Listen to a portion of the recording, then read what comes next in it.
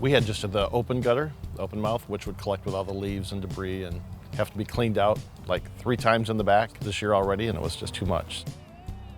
Very happy with LeafGuard. It's only been a week since we've had the system, but we've already had 2 or 3 rain showers since then, and it's already going down where it's redirected and not causing the problems that we had. So I'd go out there in the middle of the rainstorm and have to clean it out because it was pouring down and go in my window well and then leak into the basement.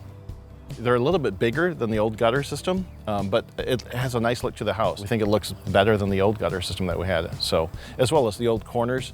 You know, the big thing that I noticed on here, these gutters actually come out more, so it catches all that water that's running down that valley. So that's going to be a huge thing, because otherwise the water just dumped over the top. The rain comes down, I don't even have to worry about it. The only thing I do now is to get excited to come out and watch the rain come and go down the gutters to watch it actually work. But I'm not worried about it overflowing or anything of the sort. Yeah, so I'm excited about it. I keep saying I am not cleaning the gutter, not on the ladder again, so I'm pumped.